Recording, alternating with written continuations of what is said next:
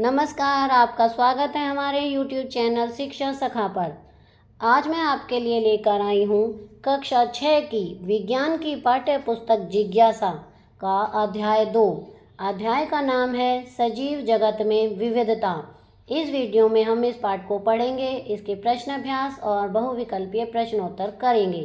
पिछली वीडियो में मैंने आपको जिज्ञासा पुस्तक का अध्याय 1 विज्ञान का अनूठा संसार पाठ को पढ़ाया था, उसके प्रश्न अभ्यास और बहुविकल्पीय प्रश्नोत्तर करवाए थे। अगर आप मेरे चैनल पर नए हैं और अभी तक आपने मेरे चैनल को सब्सक्राइब नहीं किया है तो प्लीज़ मेरे चैनल को सब्सक्राइब कर लें और बेल आइकन को ज़रूर दबाएं। मैंने अपने चैनल की प्लेलिस्ट में सब्जेक्ट वाइज लिस्ट डाली हुई है। आप जिस भी सब्जेक्ट के लेसन को देखना चाहते हैं मेरे चैनल की प्लेलिस्ट में जाकर उसे देख सकते हैं। तो चलिए शुरुआत करते हैं। अध्याय 2 सजीव जगत में विविधता। छाया मनस्य कुर्वन्ति तिष्ठन्ति सम आतपे फलान्यपि पराश्रय वृक्षः सत्पुरुषा इव। सुभाषित। बड़े वृक्ष दूसरों को तो छाया देते हैं परंतु स्वयं कड़ी धूप में खड़े रहते हैं। उनके फल भी दूसरों के लिए होते हैं, अपने लिए नहीं। उसी प्रकार अच्छे मनुष्य भी स्वयं कठिनाई सहकर दूसरों का कल्याण करते हैं। उन्होंने जो कुछ भी अर्जित किया है वे इसे दूसरों को ही देते हैं। तो बच्चों, जो वृक्ष होते हैं वो कभी भी अपने फल खुद नहीं खाते हैं, अपनी छाया में खुद नहीं बैठते हैं, दूसरों को वो फ़ायदा पहुंचाते हैं। तो यहाँ पर देखिए, बच्चे हैं, शिक्षक हैं, ये इन्हें घुमाने के लिए पार्क में लेकर आए हैं। तो यहाँ पर देखिए, कल की सुखद वर्षा के पश्चात आज एक सुहावनी सुबह है। विज्ञान की शिक्षिका सुलेखा ने विद्यालय में प्रकृति की सैर को सुगम बनाने के लिए डॉक्टर रघु और मनीराम चाचा को आमंत्रित किया है। डॉक्टर रघुपाल की अनुसंधान प्रयोगशाला में एक वैज्ञानिक हैं और मनीराम चाचा विद्यालय के पास में ही रहने वाले एक वरिष्ठ नागरिक हैं। मनीराम चाचा पक्षियों की ध्वनि की नकल करने में विशेषज्ञ हैं। वह विभिन्न प्रकार के पौधों और जंतुओं की पहचान करने में भी निपुण हैं। विद्यार्थियों को प्रकृति की सैर पर ले जाने से पहले डॉक्टर रघु ने उन्हें बताया कि इस सैर का उद्देश्य प्रकृति में पौधों और जंतुओं की सुंदरता और विविधता का अनुभव करना है। विद्यार्थी उसके साथ प्रकृति की सैर पर जाने के लिए उत्साहित हैं। वे उनसे बातचीत करके सीखने के लिए उत्सुक हैं। शिक्षिका ने सभी विद्यार्थियों को परामर्श दिया कि वे अपने साथ नोटबुक, पेन और पानी की बोतल लेकर चलें। तो बच्चे यहाँ पर घूमने आए हुए हैं। तो इस पाठ में है हमारे आसपास के पौधों और जंतुओं में विविधता। क्रियाकलाप 2.1। आइए खोजें और अंकित करें। तो यहाँ पर हमें क्रियाकलाप दिया हुआ है। देखिए, यहाँ घास है, तुलसी है, गुड़हल है, तालिका दी गई है। यहाँ पर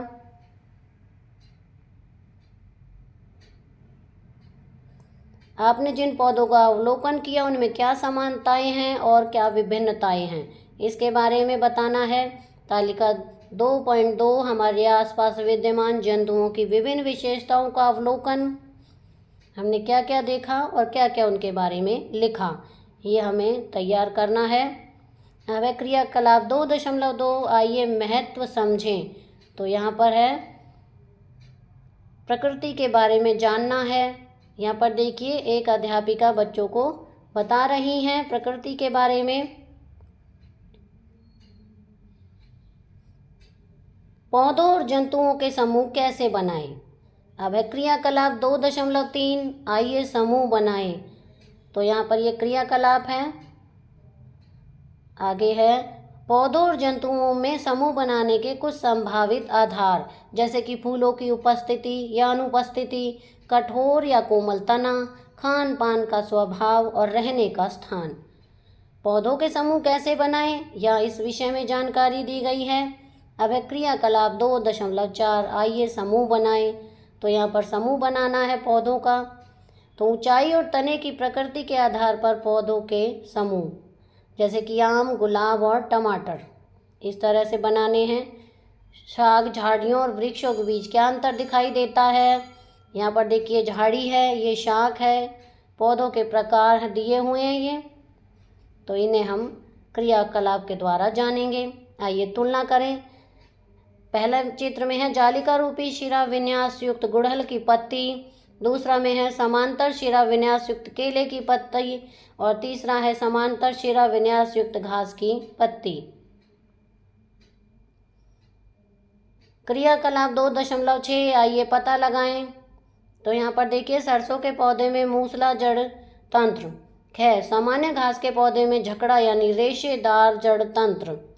जड़ों के बारे में बताया गया है। क्रियाकलाप 2.7 क्रियाकलाप 2.8 द्विबीज पत्री बीज यानी चना और एक बीज पत्री बीज है मक्का। एक बीज और द्विबीज के बारे में बताया गया है। अब जंतुओं के समूह कैसे बनाएं, तो वो है क्रियाकलाप 2.9। यहाँ पर देखिए गाय है, चींटी है, कछुआ है, मेंढक है, तितली है, चिड़िया है, कौआ है, मछली है। जंतुओं में विविधता। यहाँ पर तालिका 2.5 चींटी, बकरी, कबूतर, मक्खी, मछली और अन्य। वैज्ञानिक से परिचय। ये वैज्ञानिक हैं जानकी अम्माल, जन्म 1897 और मृत्यु 1984। एक भारतीय वनस्पति शास्त्री थीं जो पर्यावरण संबंधी कार्यों के प्रति समर्पित थीं। उन्होंने भारत के पौधे की समृद्ध जैव विविधता का प्रलेखन और संरक्षण करने में सहायता की। उन्होंने साइलेंट वैली बचाओ आंदोलन में महत्वपूर्ण भूमिका निभाई। भारतीय वनस्पति सर्वेक्षण प्रमुख के रूप में उन्होंने भारत में पौधे की विविधता का प्रलेखीकरण करने के लिए कार्यक्रमों की शुरुआत की। सफलता की कहानी। साइलेंट वैली बचाओ आंदोलन। अब है विभिन्न परिवेश में पौधे और जंतु। मछली है और बकरी है। क्रियाकलाप 2.10। तालिका है 2.6 मरुस्थल में मोटे और मांसल तने युक्त नागफनी के पौधे। यह पर्वतीय क्षेत्र में देवदार का वृक्ष। राजस्थान के गर्म मरुस्थल में रहने वाला ऊंट और लद्दाख के ठंडे मरुस्थल में रहने वाला ऊंट।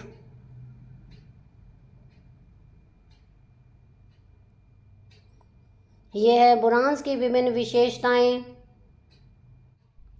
अब है वैज्ञानिक से परिचय। सालिम अली, जन्म 1896 और मृत्यु 1987, ने पक्षियों में विविधता का अवलोकन करने के लिए पूरे भारत की यात्रा की। उन्होंने सभी पक्षियों की एक सूची तैयार की और उनके यात्रा मार्गों और आवासों को भी प्रलेखित किया। उन्होंने पक्षियों की अत्यधिक विविधता वाले क्षेत्रों को अंकित किया और उन क्षेत्रों के संरक्षण के उपाय किए। केवलादेव राष्ट्रीय उद्यान, भरतपुर राजस्थान और रंगनाथिट्टू पक्षी अभयारण्य, मंड्या कर्नाटक ऐसे संरक्षित क्षेत्रों के उदाहरण हैं। उन्होंने भारतीय उपमहाद्वीप के पक्षियों पर 10 खंड की एक ऐतिहासिक पुस्तक श्रृंखला लिखी। उन्हें भारत का पक्षी पुरुष यानी बर्ड मैन ऑफ इंडिया के रूप में भी जाना जाता है। उनके योगदान के लिए उन्हें 1976 में पद्म विभूषण से सम्मानित किया गया।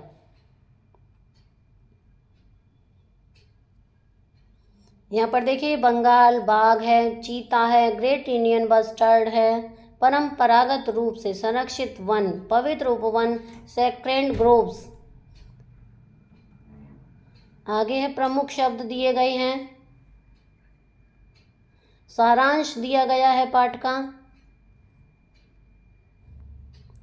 आइए और अधिक सीखें। अब हम इसके प्रश्न अभ्यास करेंगे। जैसे कि पहला प्रश्न है, यहाँ 2 प्रकार के बीज दिए गए हैं, आप इनके पौधों की जड़ों और पत्तियों के शिरा विन्यास में क्या अंतर पाते हैं। तो पहले चित्र में है गेहूं के और दूसरे चित्र में है राजमा, तो इनमें क्या क्या अंतर है। दूसरा प्रश्न है, यह इसमें ये पूरे प्रश्न अभ्यास दिए गए हैं।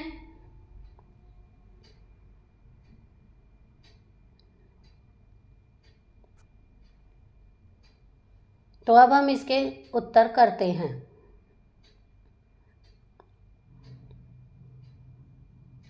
उत्तर है गेहूं और राजमा में अंतर। तो पहले विशेषताएं पढ़ते हैं इसकी। विशेषताएं, ये गेहूं है, ये राजमा है। नंबर 1 जड़ प्रणाली। गेहूं की रेशेदार जड़ होती है और राजमा की मूसला जड़ होती है। नंबर 2, मूल विशेषताएं। गेहूं की पतली जड़ों का घना नेटवर्क और राजमा का पार्श्व शाखाओं के साथ केंद्रीय मोटी मूल जड़। नंबर 3, पत्ती शिरा विन्यास। गेहूं की समानांतर शिरा विन्यास और राजमा की जालीदार शिरा विन्यास। नंबर 4, पत्ती शिरा विन्यास विशेषताएं।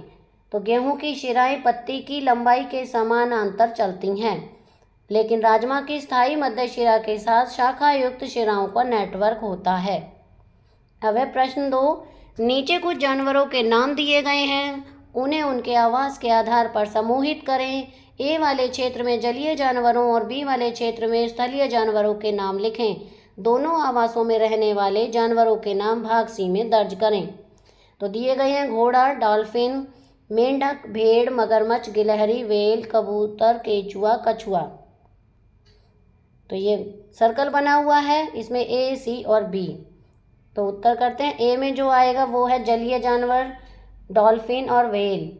अब है बी में स्थलीय जानवर, इसमें आएंगे घोड़ा, भेड़, गिलहरी, केचुआ। जो सी है, सी में आएंगे ए और बी दोनों उभयचर, यानी मेंढक ए में भी है और बी में भी है। दूसरा मगरमच्छ और कछुआ, यानी जमीन पर भी और पानी में भी। अब है प्रश्न 3, मनु की माँ किचन गार्डन रखती है। एक दिन वह मिट्टी से मूली खोद रही थी। उसने मनु से कहा कि मूली एक प्रकार की जड़ है। एक मूली की जांच करें और लिखें कि यह किस प्रकार की जड़ है। मूली के पौधों की पत्तियों में आप किस प्रकार का शिरा विन्यास देखेंगे।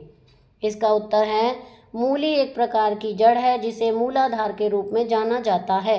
मूलाधार मोटी प्राथमिक जड़ें होती हैं जो शंकु के अलावा मिट्टी में गहराई तक बढ़ती हैं। प्रश्न 4, पहाड़ी बकरी और मैदानी इलाकों में पाई जाने वाली बकरी की छवि को देखें। उनके बीच समानताएं और अंतर बताएं। इन अंतरों के क्या कारण हैं।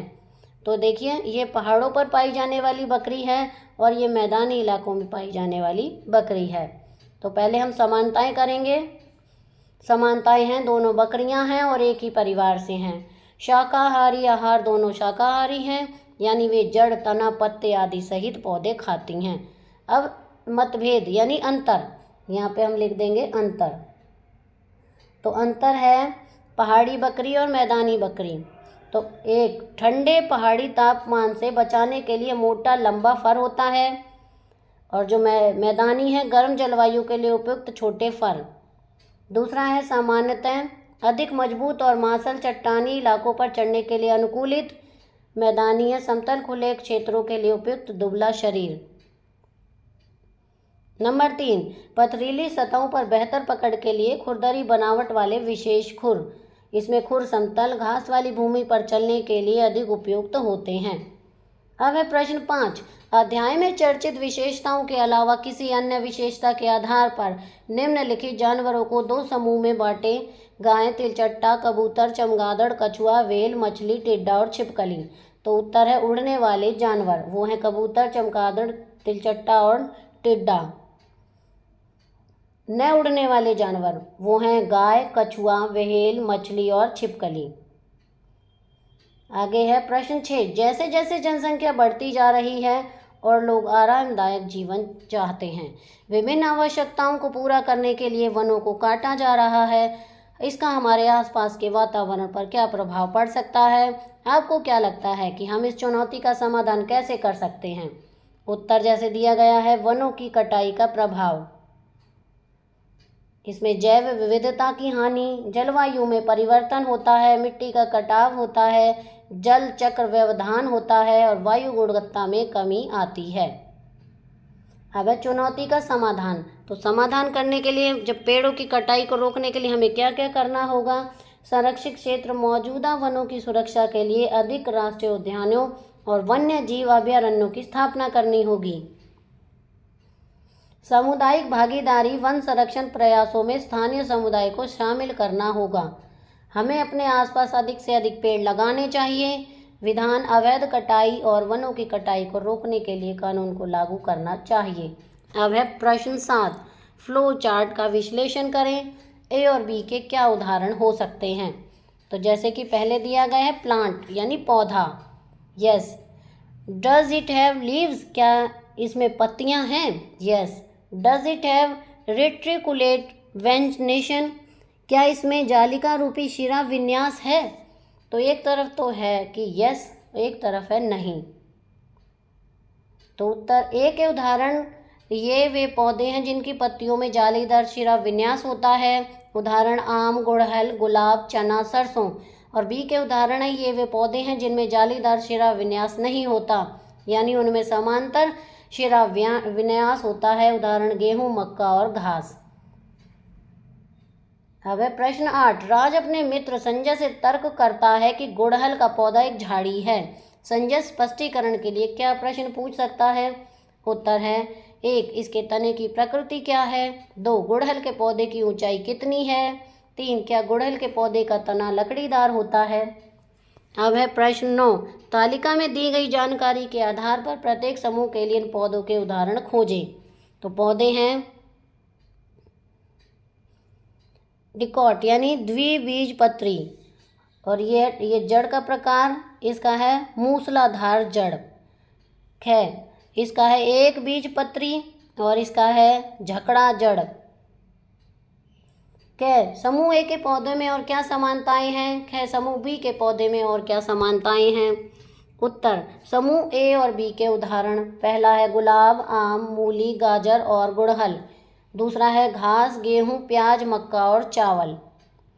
समूह ए के पौधे की समानता, समूह ए द्विबीजपत्री के पौधों में आमतौर पर जालीदार शिरा विन्यास वाली पत्तियां होती हैं। समूह बी के पौधों की समानता, समूह बी एक बीजपत्री के पौधों में सामान्यतः समांतर शिरा विन्यास वाली पत्तियां होती हैं। अब है प्रश्न 10। नीचे दिए गए चित्र में बत्तख के लेवल वाले भाग को देखें। अन्य पक्षियों की तुलना में बत्तख के पैरों में आपको क्या अंतर नजर आता है? बत्तख इस भाग का उपयोग करके कौन सी गतिविधि करने में सक्षम होगी? तो यहाँ पर देखिए ये बत्तख है, इसके झिल्ली युक्त पंजे हैं, यहाँ पर झिल्ली वाले हैं। और ये कबूतर है, ए बत्तख कबूतर। उत्तर है पैरों में अंतर। तो अंतर क्या है? बत्तख के पैर जालदार होते हैं, बी कबूतर के पैर जालदार नहीं होते, अलग अलग पंजों वाले नियमित पक्षी के पैर होते हैं। अब आगे है तैरना। जालदार पैर बत्तख को पानी में कुशलता पूर्वक तैरने में मदद करते हैं। कीचड़ या गीली सतह पर चलना जालदार पैर बत्तख को स्थिरता प्रदान करता है और डूबने से बचाते हैं। आगे है बत्तख के झिल्लीदार पैर तैरने के लिए विशेष रूप से अनुकूलित होते हैं, जिससे वे पानी में आसानी से चल सकती हैं। तो प्रश्न अभ्यास का कार्य पूरा हो गया है। अब हम इसके बहुविकल्पीय प्रश्नोत्तर करेंगे। पहला प्रश्न है, निम्नलिखित में से कौन सा एक बीजपत्री पौधा है? ए मक्का, बी बिनौला, सी चना, डी सरसों। इसका सही उत्तर है ए मक्का। प्रश्न 2। दो बीजपत्री पौधों की पत्तियों में नसों का विन्यास कैसा होता है? ए समानांतर, बी वृत्ताकार, सी जालीनुमा, डी तिरछा। इसका सही उत्तर है सी जालीनुमा। प्रश्न 3। रेशा जड़ किस प्रकार के पौधों में पाई जाती है? ए एक बीजपत्री, बी दो बीजपत्री, सी केवल फूलों द्वारा, डी केवल बीज वाले। उत्तर है ए एक बीजपत्री। प्रश्न 4। दो बीजपत्री पौधों का उदाहरण क्या है? ए गेहूं, बी मक्का, सी चना, डी धान। इसका सही उत्तर है सी चना। प्रश्न 5। एक बीजपत्री पौधों में पत्ती की नसें कैसी होती हैं? ए टेढ़ी मेढ़ी, बी समानांतर, सी जालीनुमा, डी सीधी। इसका सही उत्तर है बी समानांतर। प्रश्न 6। एक बीजपत्री और दो बीजपत्री पौधों में मुख्य अंतर किस पर आधारित होता है? ए फूलों की गंध, बी बीजपत्रों की संख्या, सी पौधों की ऊंचाई, डी जड़ों की लंबाई। इसका सही उत्तर है बी बीजपत्रों की संख्या। प्रश्न 7। निम्न में से कौन सी जड़ एक दो बीजपत्री पौधों की विशेषता है? ए रेशा जड़, बी फूली हुई जड़, सी मुख्य जड़, डी हवाई जड़। इसका सही उत्तर है सी मुख्य जड़। प्रश्न 8। दो बीजपत्री पौधों के तनों में वहिका तंतु किस क्रम में होते हैं? ए बिखरे हुए, बी वृत्ताकार, सी त्रिकोणीय, डी केंद्र में। इसका सही उत्तर है बी वृत्ताकार। प्रश्नों किस पौधे में समानांतर नसों वाली पत्तियां पाई जाती हैं? ए सरसों, बी अमरूद, सी गेहूं, डी चना। इसका सही उत्तर है सी गेहूं। प्रश्न 10। निम्न में से कौन सा कथन एक बीजपत्री पौधों के बारे में सही है? ए इनमें मुख्य जड़ होती है, बी इनमें जालीनुमा नसें होती हैं, सी इनमें दो बीजपत्र होते हैं, डी इनमें समानांतर नसें और रेशा जड़ होती है। इसका सही उत्तर है डी। प्रश्न 11। एक बीजपत्री पौधों के बीजों में कितने बीजपत्र होते हैं? A 2 B 4 C 1 D 5। इसका सही उत्तर है C 1। प्रश्न 12, दो बीज पत्री पौधों की जड़ किस प्रकार की होती है? A रेशा जड़, B मुख्य जड़, C सतही जड़, D कटी हुई जड़। इसका सही उत्तर है B मुख्य जड़। प्रश्न 13, गेहूं किस प्रकार का पौधा है? A एक बीज पत्री, B दो बीज पत्री, C बिना बीज वाला, D झाड़ीदार। इसका सही उत्तर है A एक बीज पत्री। प्रश्न 14, किस पौधे में दो बीज पत्र पाए जाते हैं? A मक्का, B धान, C चना, D गन्ना। इसका सही उत्तर है C चना। प्रश्न 15, निम्नलिखित में से किस पौधे में जालीनुमा पत्तियां होती हैं? A नारियल, B केला, C अमरूद, D घास। इसका सही उत्तर है C अमरूद। प्रश्न 16, वैज्ञानिक वर्गीकरण में पौधों को मुख्य रूप से किस आधार पर बांटा गया है? A रंग, B ऊंचाई, C बीज पत्रों की संख्या, D गंध। इसका सही उत्तर है C बीज पत्रों की संख्या। तो यहाँ पर हमारा पार्ट 2 का अभ्यास का कार्य पूरा हो गया है। अगली वीडियो में मैं आपको अध्याय 3 उचित आहार स्वस्थ शरीर का आधार पाठ को पढ़ाऊंगी। इसके प्रश्न अभ्यास और बहुविकल्पीय प्रश्नोत्तर करवाऊंगी। आपको मेरी ये वीडियो कैसी लगी मुझे कमेंट करके ज़रूर बताएं। वीडियो को लाइक करें, शेयर करें और चैनल को सब्सक्राइब करना ना भूलें। Thank you.